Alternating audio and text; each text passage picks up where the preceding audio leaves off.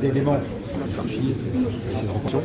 Mesdames, Messieurs, le projet d'aujourd'hui a été un travail de longue haleine qui a nécessité une aide conséquente de beaucoup de monde que je tiens d'emblée à remercier.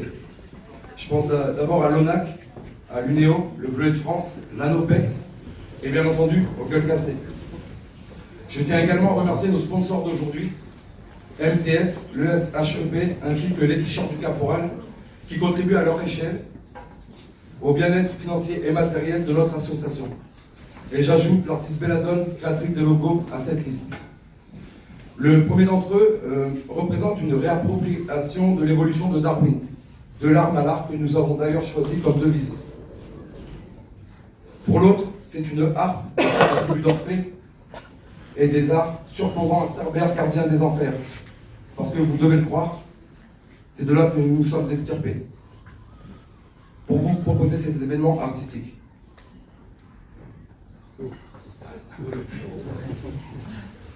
Aujourd'hui est un jour particulier parce que nous célébrons. Nous célébrons nos 1 an et tout le travail accompli qui nous incombait dès le premier souffle de Sol l'artiste. Nous célébrons l'art et je vous invite, au-delà des œuvres présentes ici, à ne jamais oublier que les artistes sont des personnes qui ont vécu le feu. Nous célébrons la résilience, en tout cas les jours meilleurs, après lesquels nous avons tant couru, embourbés dans des souvenirs gluants que des pinceaux, purins et autres outils ont figé. Nous célébrons l'amitié, la fratrie, la vraie, celle qui manque aux hommes et femmes blessés. Nous célébrons, oui, et nous rassemblons. Nous rassemblons en ce jour 17 artistes blessés au discours similaire. Nous rassemblons 17 familles au discours similaire. Enfin, nous vous rassemblons autour de cette cause unique et sans précédent pour découvrir nos œuvres, nos âmes, nos étincelles et nos sourires. Car il me semble primordial de vous permettre d'entendre notre témoignage. Ce jour dont l'ensemble et l'unité font autorité, l'art sauve. Peut-être autant, voire plus, que les pratiques sportives dont on parle en tout point de vue. Et ils doivent savoir, je pense à ceux qui souffrent isolés, je pense à ceux qui peignent seuls et qui voudraient partager leur expérience artistique. Je pense aux instances militaires qui sauront bientôt que l'on existe. Nous, artistes blessés, que l'art doit à présent être considéré comme étant une pratique apaisante. Comme un filtre à pensée sombre, car la création c'est donner vie, et donner vie c'est embellir la sienne. Je remercie Jean-Claude, notre directeur artistique, qui va maintenant vous expliquer la scénographie de l'exposition.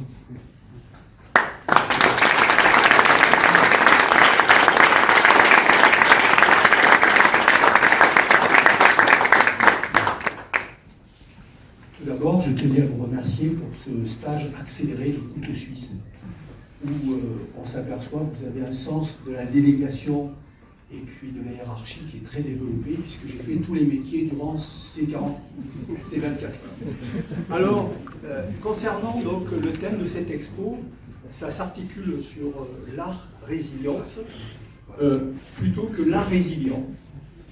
En effet, la résilience est issue de la physique des matériaux, qui se définit comme la capacité pour certains d'absorber les chocs et pour d'autres de retrouver leur forme initiale. Il s'agit d'une réalité froide et mécanique. L'art nous mène vers le monde du sensible, du vivant, de l'esthétique. Il faudra la main de l'homme pour redresser et former le métal des sculptures dans cette exposition dont les sculptures de Jonathan en témoignent. Je parlerai donc ici de renaissance, littéralement naître à nouveau.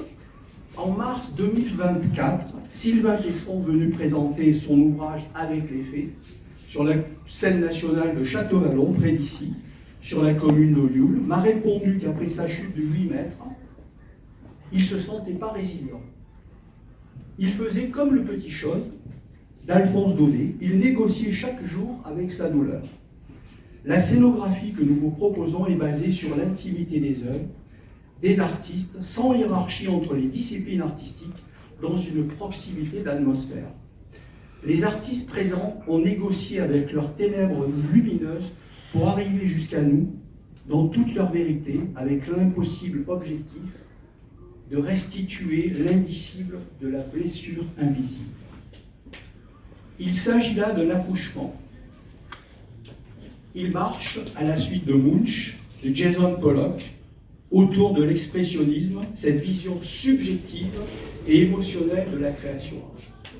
Cette exposition est un parcours initiatique fait de leur interrogation dans la nuit du doute pour arriver jusqu'à nous en ce jour. Les œuvres d'art sont les hommes et les femmes qui s'exposent devant vous, aujourd'hui pour susciter auprès de leurs frères d'armes le goût et la volonté de venir les rejoindre sur le chemin artistique comme un cri vers l'horizon. Ils méritent nos applaudissements.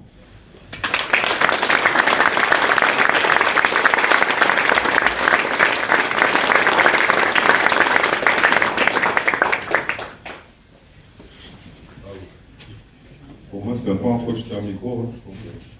Hein. Un peu d'indulgence. Alors, à présent, nous avions à cœur de remercier particulièrement les Gueules Cassées, de nouveau, qui nous accueillent en leur remarquable demeure, pour ceux qui la découvrent aujourd'hui, le domaine du Coudon. Et on a une pensée aussi particulière pour ceux de la capitale qui non sans mal se sont pliés en quatre pour rendre visible cet événement. À présent, je vais faire une petite biographie rapide de Patrick Croquet, ici présent. Donc, certains hommes dépassent le simple devoir par leur engagement total. Patrick Croquet est de cela. Pendant près de 40 ans, il a servi la France avec bravoure et abnégation, toujours fidèle à ses valeurs, toujours prêt à affronter le danger. Dès 1983, il rejoint l'armée et demande rapidement à partir en mission extérieure.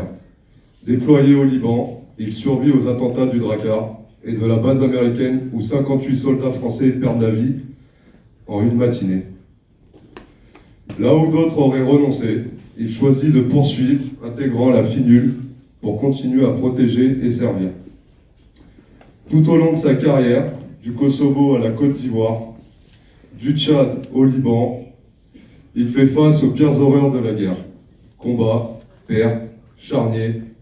En 1999, blessé lors d'un accrochage au Kosovo, il refuse l'évacuation, demandant à rester auprès de ses hommes. En 2004, après avoir enterré 3 des siens, il est de nouveau blessé, mais choisit encore de rester sur le terrain. C'est en 1996, au 16e groupe de chasseurs, que le première classe, Mehdi Bellani, notre trésorier, croise sa route. Il découvre un chef hors du commun, un modèle de droiture et de courage. 2 ans plus tard, en mission en Côte d'Ivoire, il assiste à un nouvel exemple de son sang-froid, lorsque de la Coupe du Monde, le sergent-chef, le Croquet, désamorce, seul et sans violence, une émeute de 200 personnes devant le 43e Bima. Ce leadership inspirera Mehdi pour toujours. En 2008, Patrick retourne au Liban, 25 ans après Drakkar, et se recueille en mémoire de ses frères tombés. Rattrapé par les blessures invisibles, il se tourne vers la transmission, rejoignant Saint-Cyr puis le CIRFA d'Évreux. En 2021, il quitte l'armée, mais son engagement ne s'arrête pas là. Aujourd'hui, en tant que délégué régional de l'UBFT, ça va plus vite, il continue de servir, gueule cassée, mais sourire quand même. Il incarne la résilience et la force. Patrick, Claudine, merci. Merci pour votre sacrifice, votre engagement, votre courage. Votre famille porte aussi les marques de ces années de service et la France vous doit une dette éternelle. Les soldats artistes ici présents ont voulu t'honorer, Patrick, en sculptant ton visage pour le domaine des gueules cassées. Plus qu'une œuvre, c'est un hommage à ton combat, et à ta dignité et à ton indomptable lumière. Merci Patrick pour tout ce que tu représentes.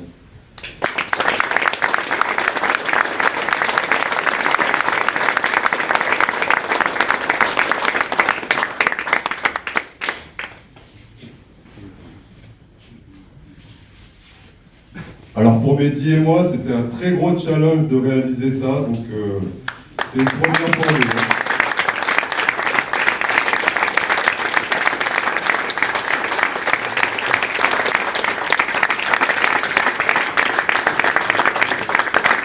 Donc voilà, Mehdi en gros avait commencé à préfacer ton visage sur un morceau de teck.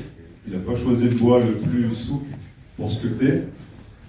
Et moi, je me suis inspiré, j'ai pas vraiment réfléchi finalement, comme je fais sur toutes mes sculptures, mais j'ai voulu intégrer dedans, c'est en observant, il y a des vestiges de l'armée, afin de représenter cette blessure de ton parcours militaire et tout ce qu'on a pu vivre sur les théâtres. Voilà.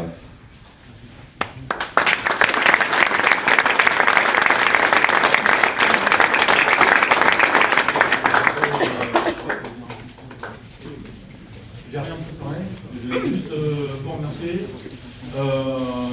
Depuis le début, je fais tout mon devoir, donc j'ai aucun mérite. J'ai eu que de la chance dans le pire d'être passé à côté. Et malheureusement, j'ai perdu trop de monde à côté de moi. Et aujourd'hui, j'ai une pensée pour eux. Et merci à tous.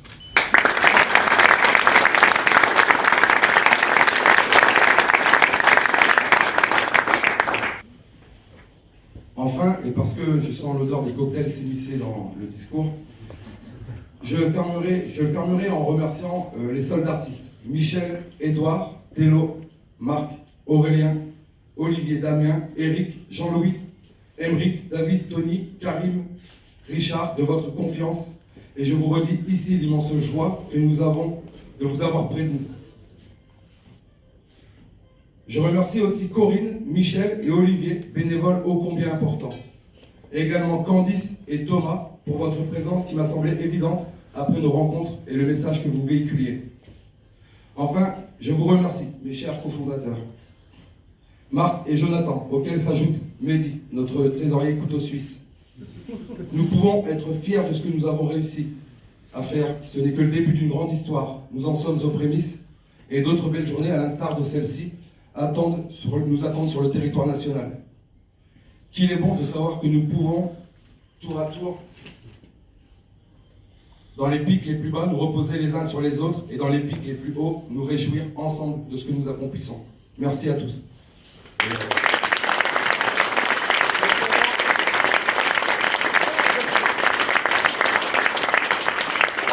comme on dit dans le milieu, la main dessus.